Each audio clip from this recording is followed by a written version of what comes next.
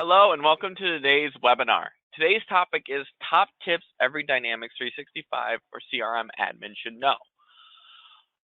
My name is Michael Dodds and I'm a support consultant here at Ledgeview Partners. I really appreciate you joining us for today's webinar.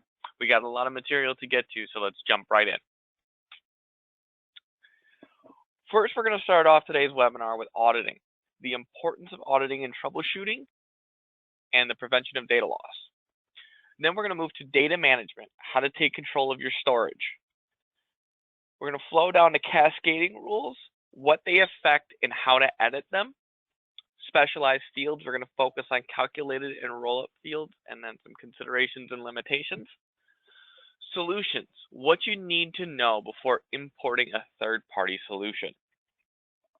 Then we're going to move to read-only fields and how secure are they? Our last two topics will be XRM Toolbox, specifically how can you save time with the XRM Toolbox. And then lastly, we're going to touch on Microsoft Flow. So to start off with auditing.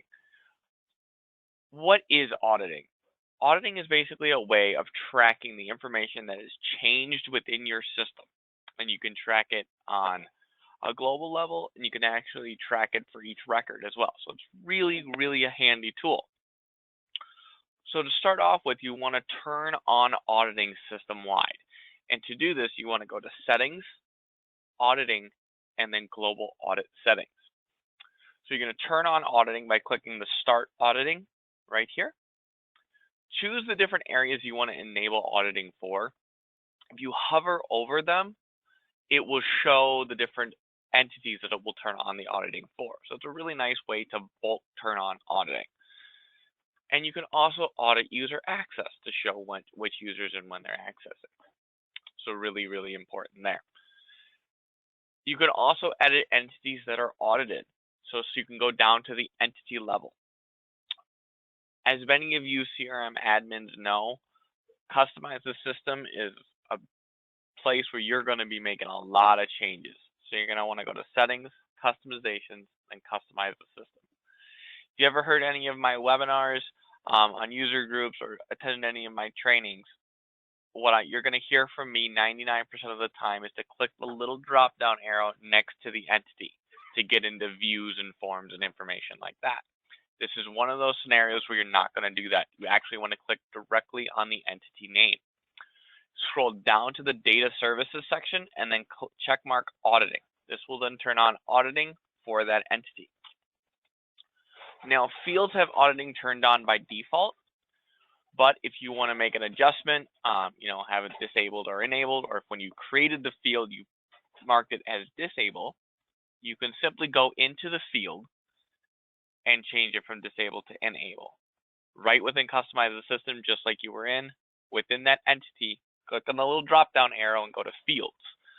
Then open up the specific field you want to open the, turn on the auditing for. Now that we know how to turn it on and what auditing is, why is it important? It's important because it allows you to aid in troubleshooting. It allows you to see if entities or fields are being updated. You can use audit history to determine, who updated that field. Was it done by a user, a workflow, a plugin, possibly an integration as well? You can determine what's triggering that field based on the different times that it's changing. So you can see, is it updating every hour or every 15 minutes? That'll clue you in with troubleshooting as to what might be updating that field. Also, there can be a trigger. If another field was updated right before the field in question was updated, you can usually determine that it is being triggered by that other field. It helps you gather information to determine the cause and then fix the root cause of the issue. You can see historical data for all the fields being audited. As long as your data logs are still in the system, you can go back as long as the data logs are in to see what the fields are being updated with. And you can also see the trends. Like I said, if it's being updated every hour, every 15 minutes, that will help you determine different information for troubleshooting. It drastically cuts down on that troubleshooting time because of the information it provides and gives you direction within your troubleshooting. accidental data loss. This is one of the most difficult things to deal with as an admin when, a record is accidentally deleted. How do you get it back? If you have auditing turned on, you can actually utilize the audit logs to protect against this by bringing back the field. To do that, you simply go into the data logs within the auditing section in settings, filter those audit logs to show the event of delete. You can also do other filtering such as, who changed it, and what date it changed. That'll help narrow it down. Open up that audit record. It's going to show you all the fields that are being audited and the previous the information that was in there before it was deleted. Then you can go in and manually recreate that deleted record.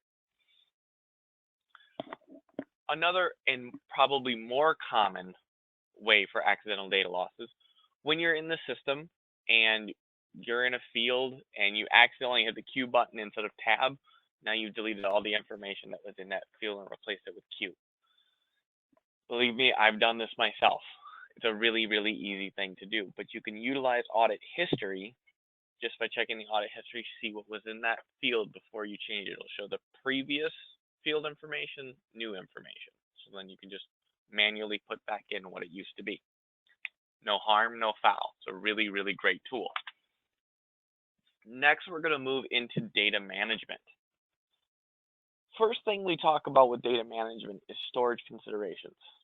So managing your storage is very, very important because it has a cost component to it, especially with Dynamics Online. You're only given a certain amount of space. So if you're storing a lot of different documents and attachments and a lot of information within your system, you're making it robust, it can start to eat up your storage. And if that's the case, it can either affect your performance or it can cause you to need to purchase more storage, which is an added cost. On the performance component, system job tables, if they grow too large, it can cause performance loss. It can have an impact on your performance. The main offenders of storage usage are the system jobs we just talked about. We're going to touch base on how to utilize bulk delete jobs to clear up those system jobs. And file attachments. You can utilize advanced find to clean up those attachments. You can delete only email attachments while leaving the emails in CRM, a very, very popular option. And then there's some alternative file storage options that we're going to touch base on. So clearing up system jobs. This is actually done right through CRM in what's called bulk record deletion. You go to menu, your main menu, settings, data management. There's going to be a bulk record deletion button right in there.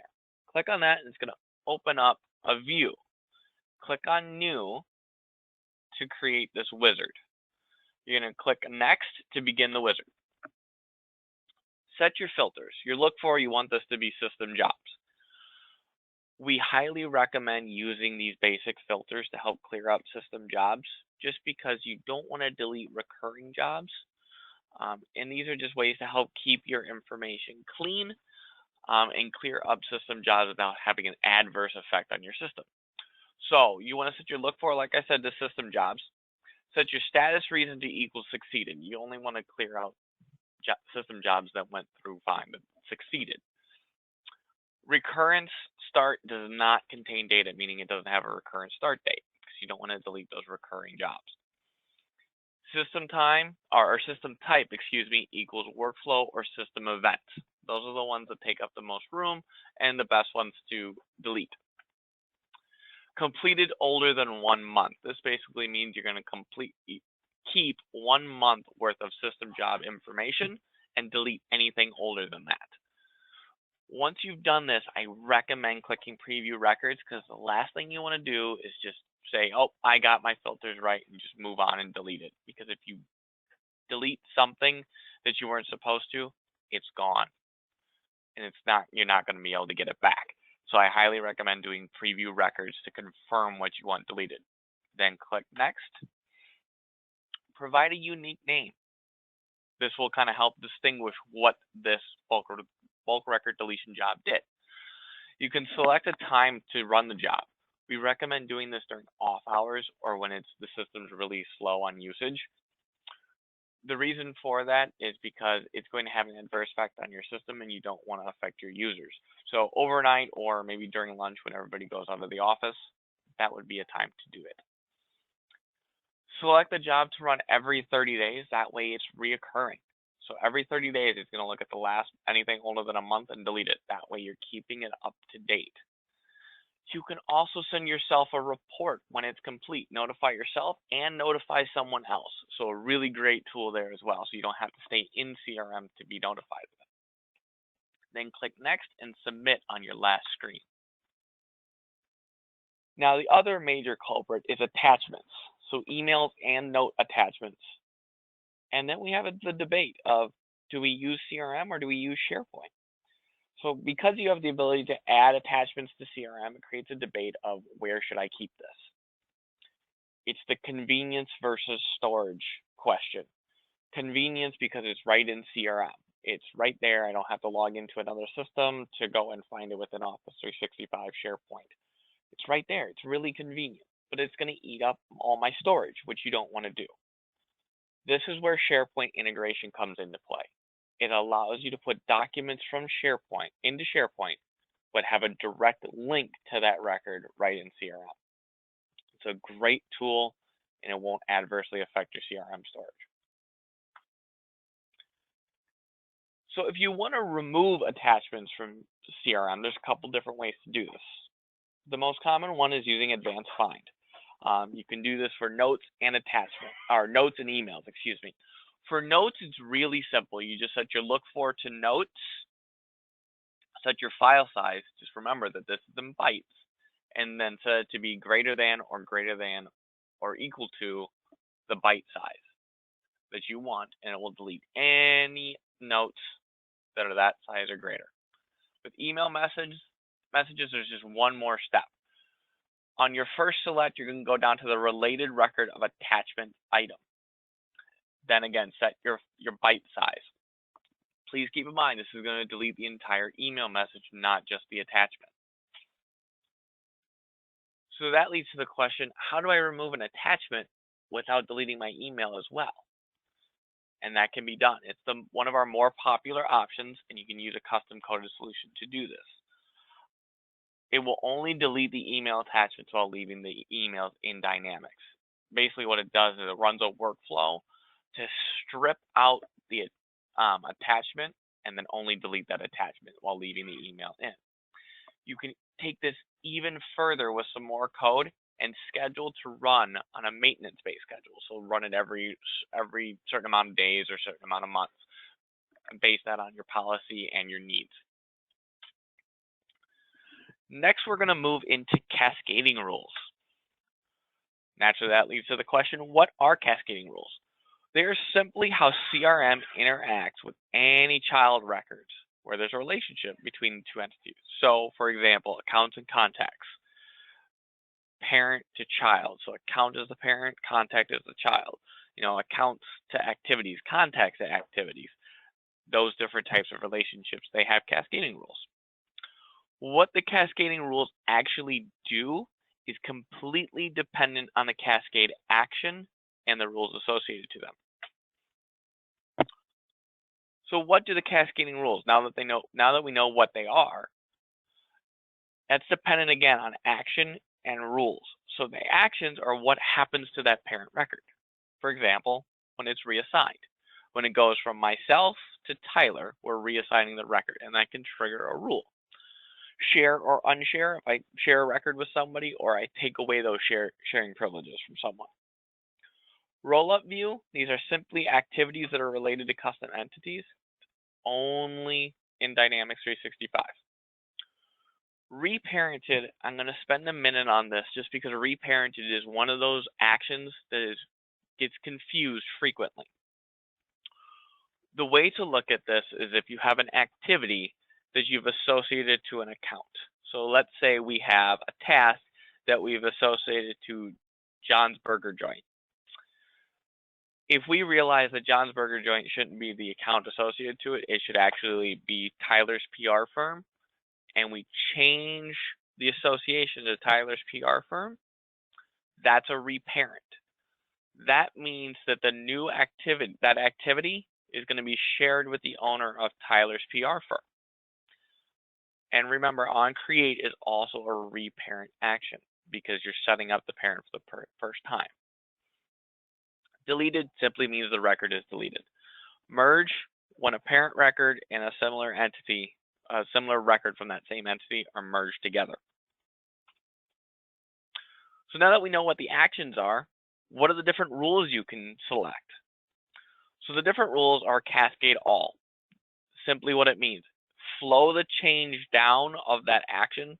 So the assign, flow that change to all the child records of that relationship. So accounts to notes, if it reassigns from Mike to Tyler, reassign all those notes to Tyler.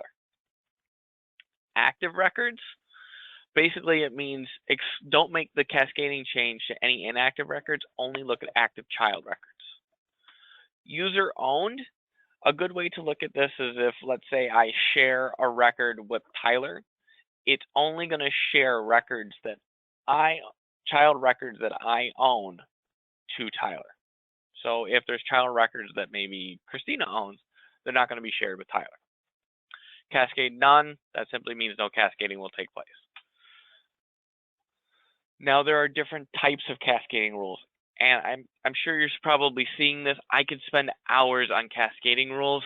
Don't worry, I'm not going to. This is only an hour-long webinar. We're really just going to touch base on one-to-many relationships and the different cascading rule types that you can choose from, which are parent and configurable cascading. So parent basically means the cascade change is to all child records. So it's cascade all when the following occurs: when a new owner is assigned, when the record is shared or unshared, when it's reparented, deleted, or merged. The only time no cascading rules are going to be applied, so it's going to be cascade none, is on the rollup view. Then you have configurable cascading.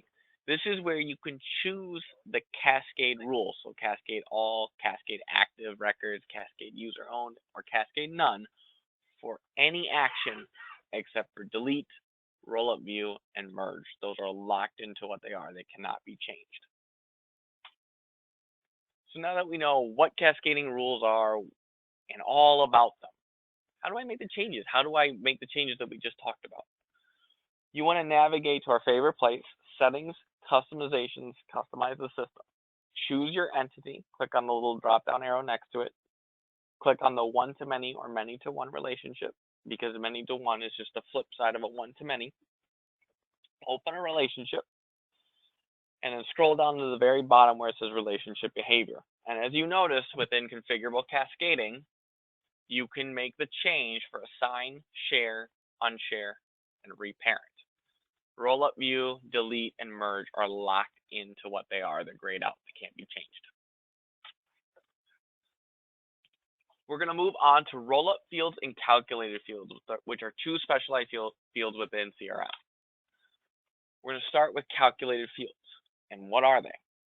Calculated fields really are going to help you enter data into CRM based on various equations that you've set up involving fields on that entity or on the parent entity.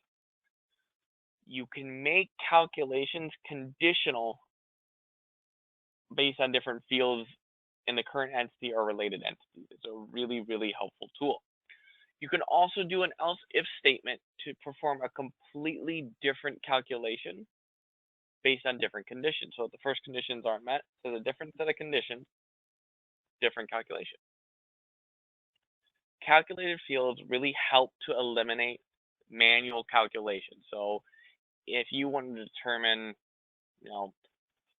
how much you're going to earn this year with somebody who purchased their opportunity, an annual contract mid-year, you can write up a calculated field to do that for you, which is really, really helpful. It takes all the manual calculation off of it, and also eliminates the need for developmental skill and implementation because it's all configurable right within the system. So there are simple and complex calculated fields. Simple calculated fields are, we're going back to grade school: addition, subtraction, multiplication, division. So adding two fields together, adding a specified amount to a field, same thing with subtraction, multiplication, division, follows those same ideas. Cannot be used on date and time fields. This is going to be more of a complex field. And then equals. Where this is mostly used is if you're on an opportunity and you want to show the account number of the associated account. You can set an equals and set it to equal the account number within the related parent account. So it's a really, really helpful tool to pull in information without needing a workflow or any other information like any other customization. Complex calculated fields deal more with date and time fields, and then some other really interesting but trickier setups. So add or subtract hours, days, weeks, months, or years to a date and time field. That's really nice if you have an instance where you want to basically set a field minus 7 days if you want to do a warning based off of that new calculated field. That would be an instance to do that.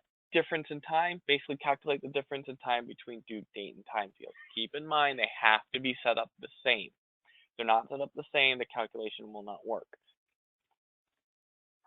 And also the calculated field needs to be a whole number field because it's going to reflect a number, not a date and time. Now, this simply gives you the current date and time. It's mostly used within an equation. Concat, this is simply saying you're taking multiple single lines of text and pushing them all together into one field. So if there's 3 really important fields that maybe you want to reflect in, let's say, a view, you can have a calculated field, pull all 3 into one field, and then you can represent that within a view. Trim left or trim right, where we mostly see this is if you have, let's say you have social security numbers in CRM and you only want to show the last 4, you can create a calculated field to trim the social security numbers, trim those 5. Obviously, you would trim it from the left, but you can also trim things from the right as well in a single line of text field. That's the best use case for that one. So when and where should I use these calculated fields? I touched on some of them, and I'll touch on a few more.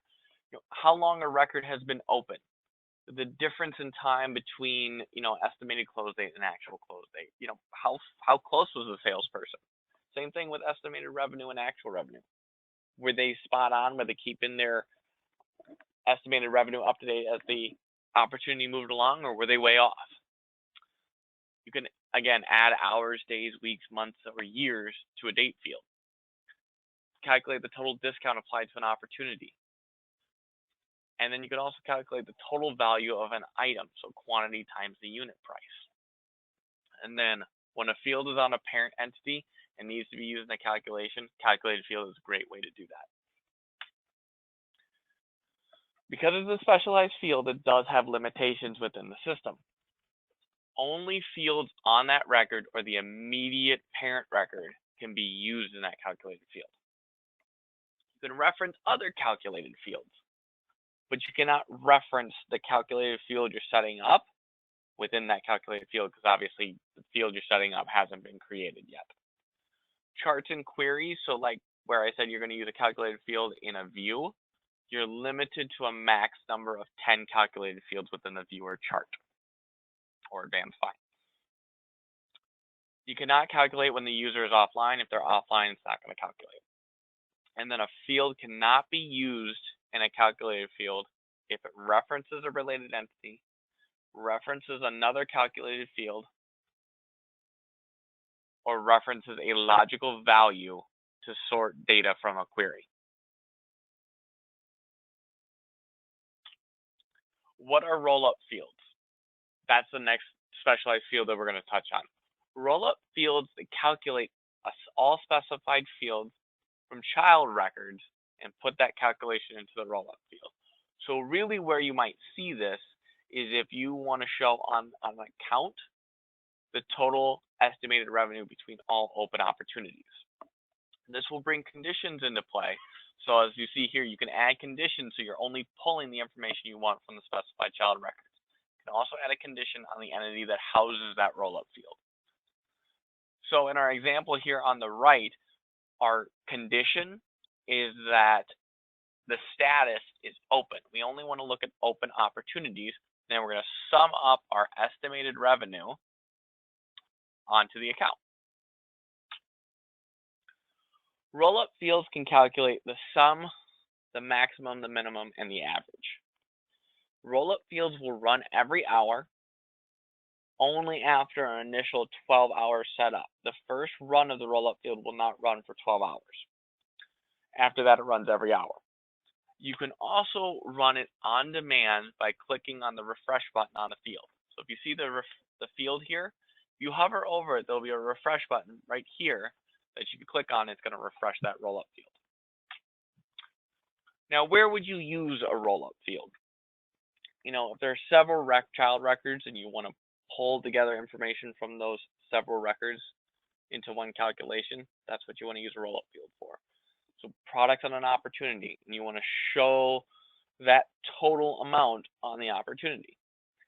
If you have a project and you have cost of goods and you want to roll up each cost of good onto the project, you can do that as well. And then an account with several opportunities, you can roll up the actual revenue, you can roll up the estimated revenue and put that right in to your account.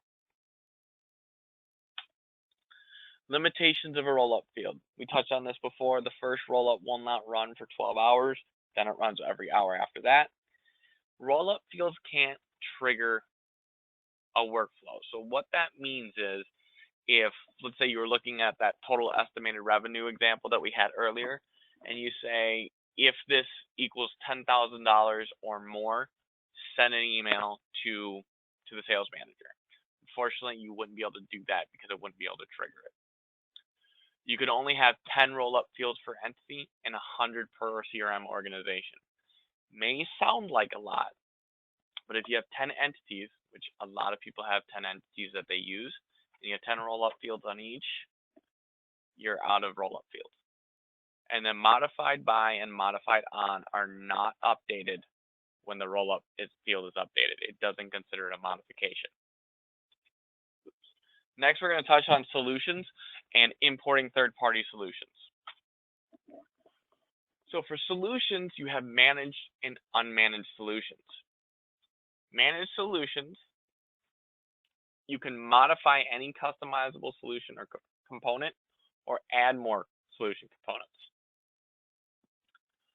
Those managed solutions can be placed on top of other managed solutions, and if the solution component is enabled, other managed solutions can then modify those customizable solution components. So that's where a managed solution would come into play.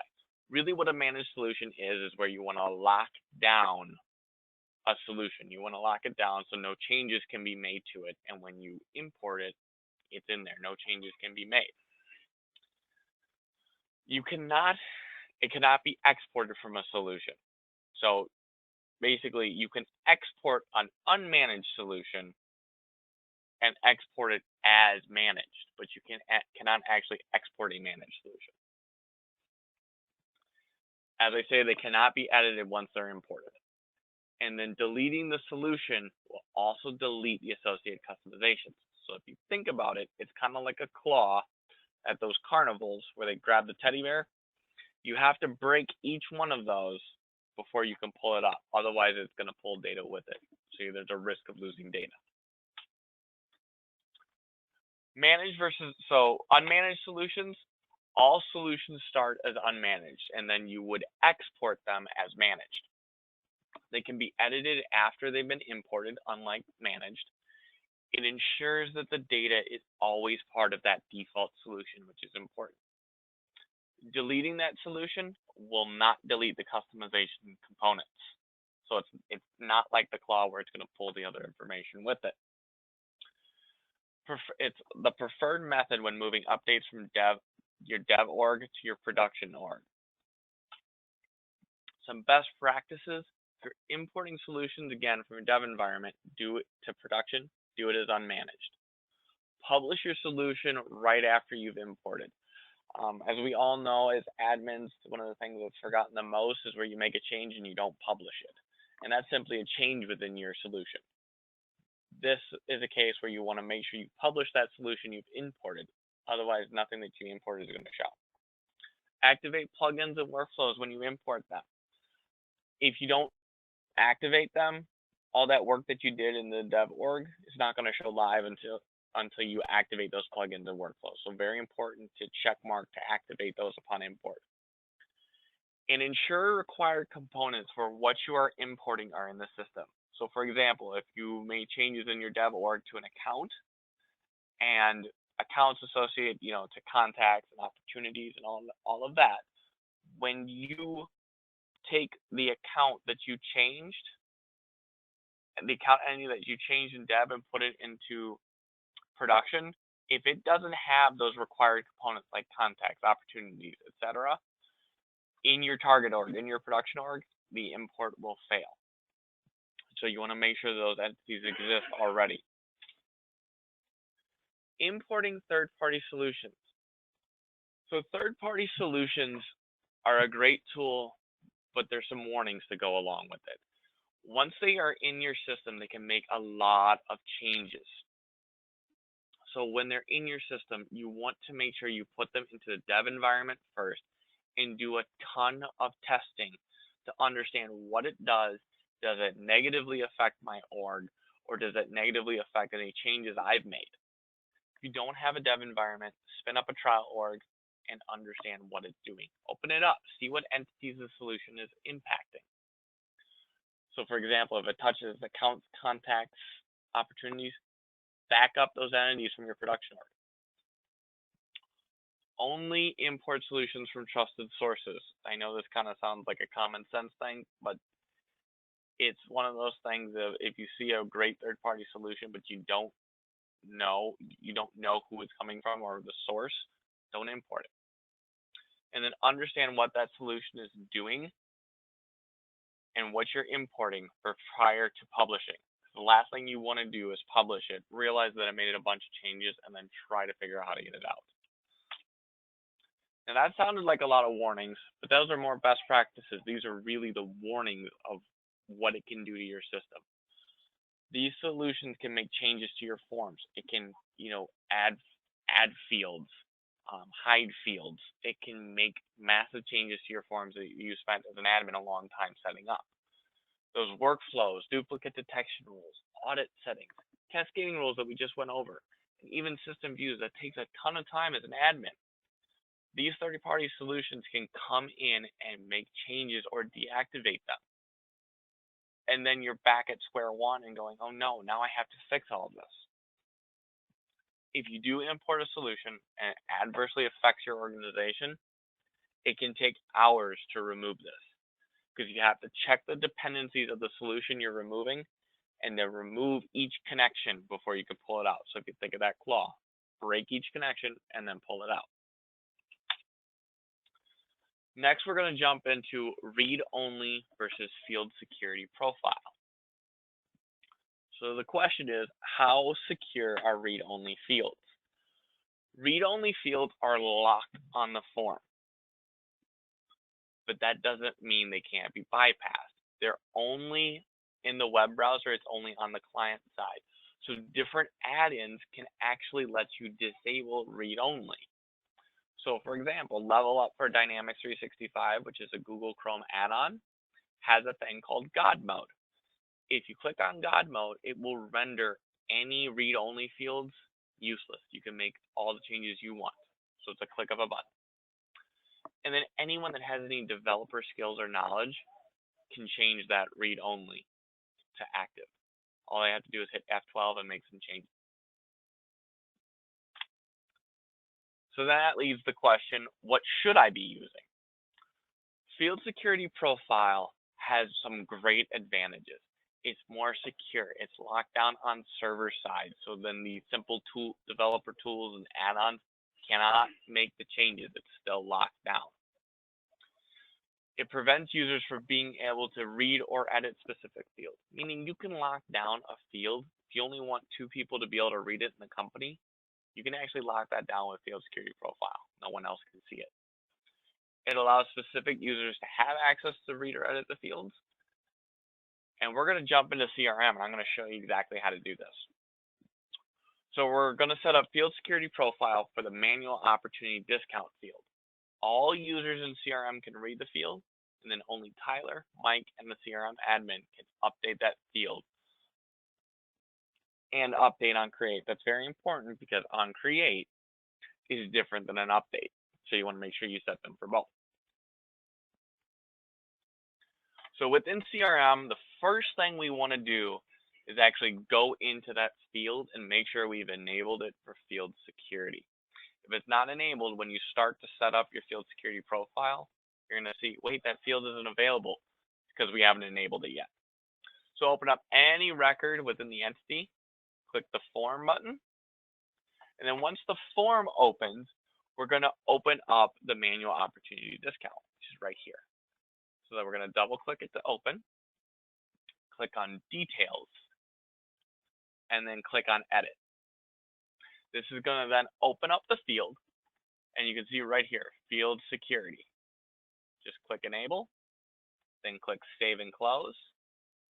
I'm going to sound like a broken record here, but then do save, publish, then save and close to close out of the form editor. Very, very important, because if we didn't, the changes we just made aren't going to take effect. And we go to set up the field security profile, we're going to go, wait, we made this change. Why isn't it showing? Then we want to navigate to settings, security. Within security, we're going to click on field security profiles, and we're going to set up two profiles, one for read, one for edit.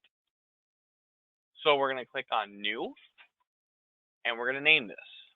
We're going to name this read manual discount. Excuse me, manual opportunity discount. Then we're going to click save.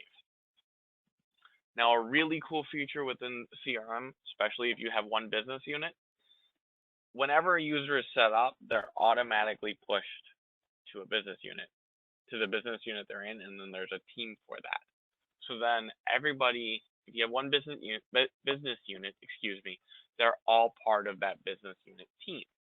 So if we want to give everybody read access, all we have to do is go to Teams, Add, and we're going to add the LVP webinar, which is the business unit, add that team. So double click, then click Add.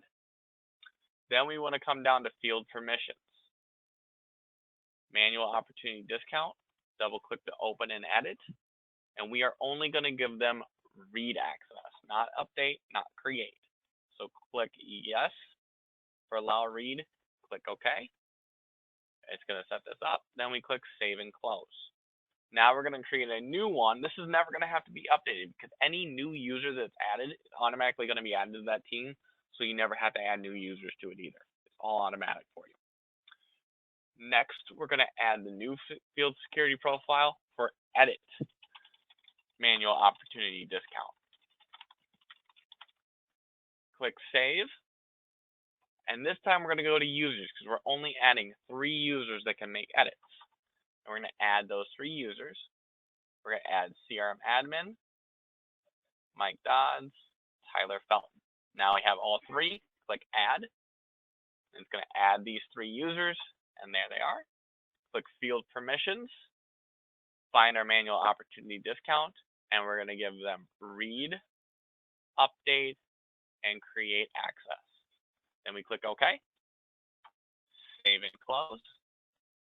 And then if we go back to our opportunity, the sales opportunities, we open up one of our opportunities. You're going to see a little key right next to manual opportunity.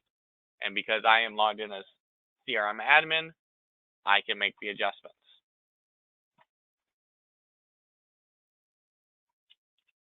Next, we're going to jump into XRM Toolbox. I touched on earlier how to add or how to reactivate or recreate a deleted record using the audit logs. XRM Toolbox can take that time, which can take 10 to 20 minutes just to create one record. Now imagine if somebody did a bulk record deletion and accidentally deleted 100 accounts. Can you imagine how long that would take to get all that information back? You're talking about 10 to 20 minutes times 100. That's more than a day. That's a long time. I'm going to show you with XRM Toolbox how you can do this in about 3 minutes. So it saves a ton of time. So we're going to jump into XRM Toolbox. One of the things you want to make sure that you do before you click on any plugin is you want to connect to CRM. I am currently connected to my org, but make sure you connect first.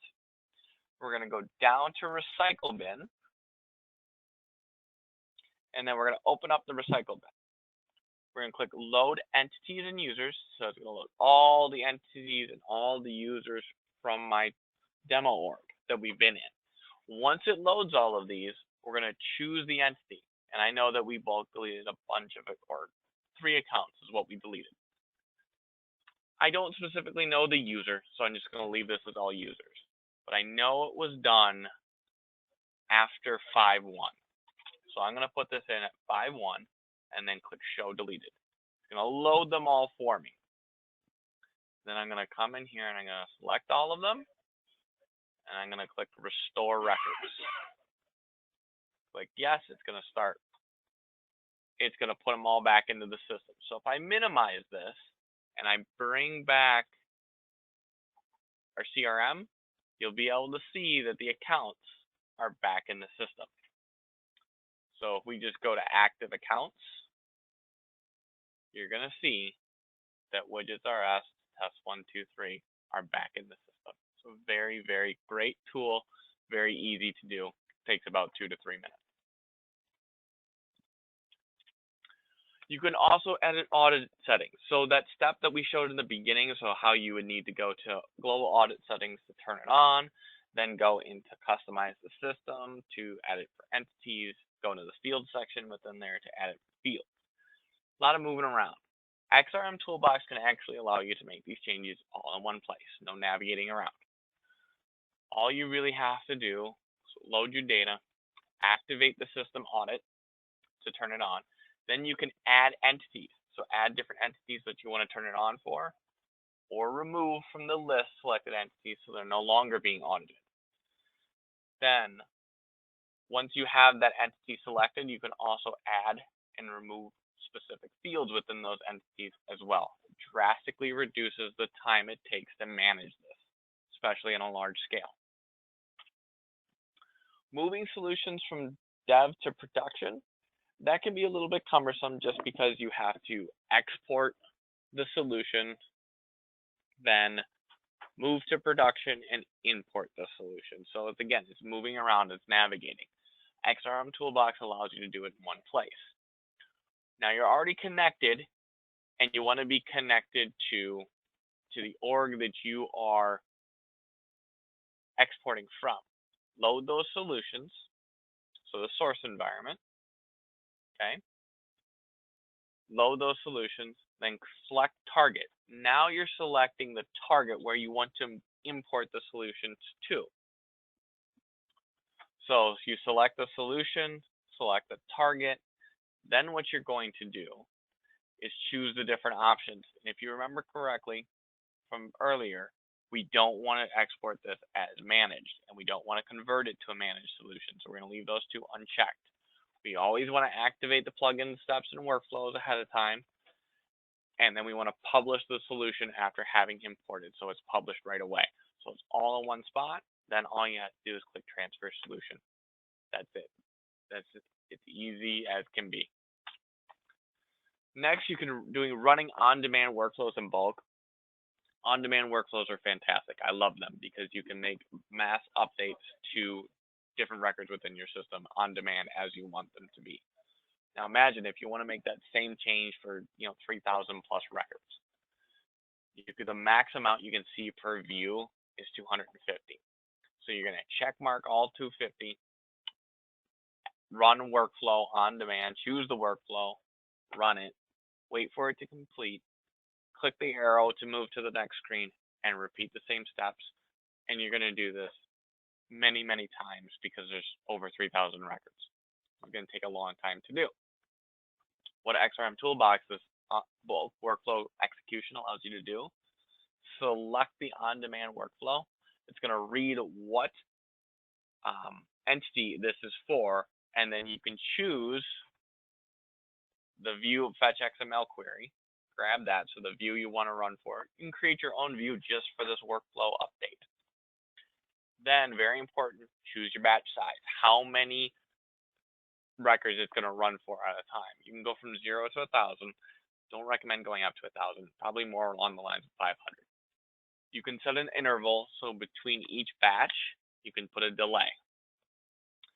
Validate the query, basically make sure it's going to run correctly, then start the workflow.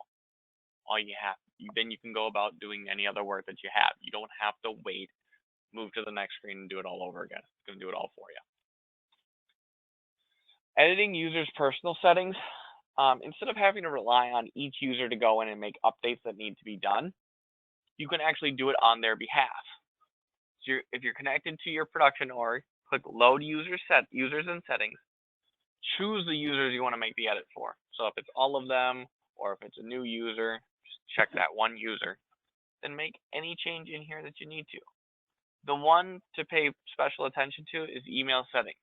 Allow emails on my behalf. You want to make sure you've changed that. And that's going to be really done on email router. If you process outgoing emails with email router or server-side sync, that's where it's going to be important. Lastly, we're going to touch on Microsoft Flow. This is brand new, Microsoft Flow is, and it's the ability to create automatic processes or workflow processes across different Microsoft applications, like Excel to Dynamics, SharePoint to Dynamics. And it's a cloud service. They are coming up with ways for it to be done on-premise. There's a thing called Gateway. If you want more information about it, we would be happy to provide that. After the flows are built, they are manageable through desktop and mobile apps, so you can manage them on the go, which is really nice. And then you can utilize pre-created templates to create your flows. So that's what Microsoft Flow is. But what are the different ones that you can do, and what can it do for you? You can add new leads to Dynamics 365 just by updating a spreadsheet.